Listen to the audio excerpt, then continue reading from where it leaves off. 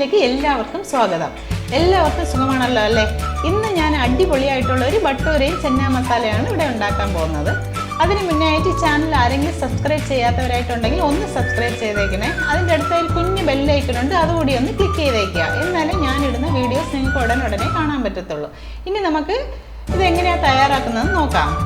ഞാനിവിടെ ഒരു pressure cooker എടുത്തിട്ടുണ്ട്. ഇതിലേക്ക് 8 മണിക്കൂറിന് മുന്നേ ആയിട്ട് കുതിർത്ത് വെച്ച കടല ഇട്ട് കൊടുക്കുവാണ്. ഞാനിവിടെ 1 ഗ്ലാസ് കടല എടുത്തിട്ട് 8 മണിക്കൂറിന് മുന്നേ കുതിർത്ത് മാറ്റി വെച്ചിരിക്കുകയായിരുന്നു. ഇതിലേക്ക് നമുക്ക് കുറച്ച് ഉപ്പ് കൂടി ആഡ് ചെയ്ത് കൊടുക്കാം. ഇത് അടച്ച് വെച്ച് ഒരു 5 വിസിൽ കേൾക്കുന്നവരെ നന്നായിട്ട് വേവിച്ചെടുക്കുക. ഈ സമയം കൊണ്ട് നമുക്ക് വേറൊരു പാനിൽ ഒരു 2 ടേബിൾ സ്പൂൺ കുക്കിംഗ് ഓയിൽ ഒഴിച്ചു കൊടുക്കാം. അതിലേക്ക് ഞാൻ 1 ടേബിൾ സ്പൂൺ കടലമാവ് കൂടി ചേർത്ത് മൂപ്പിച്ചെടുക്കുകയാണ്.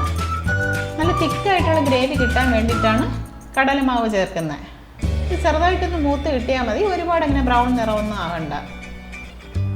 ഞാൻ 2 സവാള ചെറുതായിട്ട് കട്ട് ചെയ്ത് വെച്ചിട്ടുണ്ട്, അതുകൂടി നമുക്ക് ഇതിലേക്ക് ഇടാം.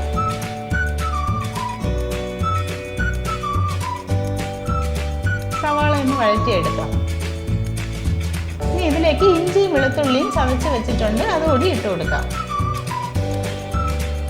ഇതിൻ്റെ പച്ചമണം മാറുന്നവരെ നന്നായിട്ടൊന്ന് വഴറ്റിയെടുക്കുക. ഇനി നമുക്ക് ഇതിലേക്ക് ആവശ്യത്തിനുള്ള ഉപ്പ്, ഒരു 1/2 ടേബിൾ സ്പൂൺ പഞ്ചസാരയും കൂടി ആഡ് ചെയ്ത് കൊടുക്കാം. ഞാനൊരു 2 തക്കാളി ചെറുതായിട്ട് കട്ട് ചെയ്ത് വെച്ചിട്ടുണ്ട്, അതുകൂടി നമുക്ക് ഇതിലേക്ക് ഇടാം. പഞ്ചസാരയും ഉപ്പും ഇടുമ്പോൾ പെട്ടെന്ന് നമുക്ക് വഴണ്ട് കിട്ടും. ഇതെല്ലാം കൂടി നമുക്ക് നല്ലപോലെ ഒന്ന് ഇളക്കാം. ഇതൊരു 2 മിനിറ്റ് നമുക്ക് അടച്ചു വെച്ച് വേവിക്കാം. 2 മിനിറ്റിന് ശേഷം ഞാൻ ഇതിലേക്ക് ഒരു 2 table spoon Kashmiri chilli powder ഇട്ട് കൊടുക്കുകയാണ്. പിന്നെ 1 ടേബിൾ സ്പൂൺ മല്ലിപ്പൊടിയും കൂടി ഇട്ട് കൊടുക്കുകയാണ്. ഇനി നമുക്കിതിൻ്റെ പച്ചമണം മാറുന്നവരെ നല്ലപോലെ ഒന്ന് ഇളക്കി കൊടുക്കാം. ഇനി ഞാൻ ഇതിലേക്ക് നേരത്തെ വേവിച്ച് വെച്ച കടല ഇതിലേക്ക് ആഡ് ചെയ്ത് കൊടുക്കുവാണ്. നമുക്കിനി ഇതെല്ലാം കൂടി ഒന്ന് ഇളക്കി കൊടുക്കാം.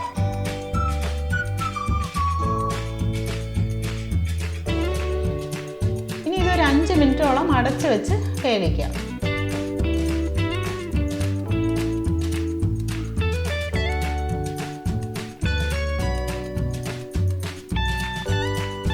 ഇപ്പോൾ നല്ല തിളയൊക്കെ വരുന്നുണ്ട്. ഞാനൊരു 2 ടേബിൾ സ്പൂൺ മേത്തി ലീവ്സ് എടുത്ത് വെച്ചിട്ടുണ്ട്. അതിൻ്റെ പകുതി ഇപ്പോൾ ഇട്ട് കൊടുക്കുവാണ്, ബാക്കി നമുക്ക് അവസാനം ഇടാം. കുറച്ച് മല്ലിയിലയും കൂടി ഇതിലേക്ക് ആഡ് ചെയ്യുവാണ്.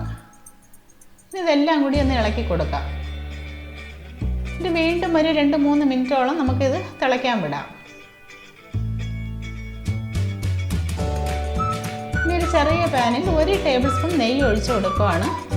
നെയ്യ് നല്ലപോലെ ചൂടായതിനു ശേഷം നമുക്ക് ഇതിലേക്ക് 1 ടീസ്പൂൺ ജീരകം കൂടി ഇട്ട് വറുത്തെടുക്കാം.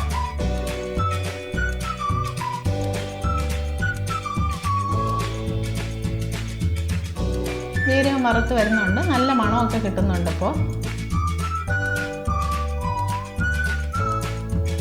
ഇനി നമുക്കിത് നേരത്തെ ചെയ്ത് വെച്ച ചെന്ന മസാലയിലോട്ട് ഒഴിച്ചു കൊടുക്കാം.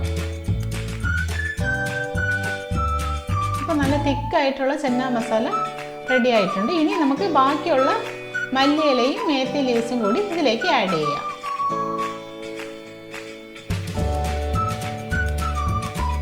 ഉണ്ടോ, വളരെ എളുപ്പത്തിൽ തന്നെ നമുക്ക് വളരെ ടേസ്റ്റി ആയിട്ടുള്ള ചെന്ന മസാല റെഡിയാക്കി എടുക്കാൻ പറ്റി.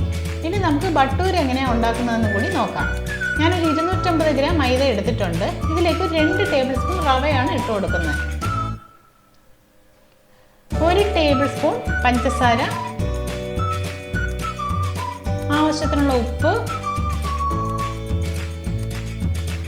പിന്നെ ഒരു 2 ടേബിൾ സ്പൂൺ തൈര് കൂടി ഇതിലേക്ക് ആഡ് ചെയ്യാം.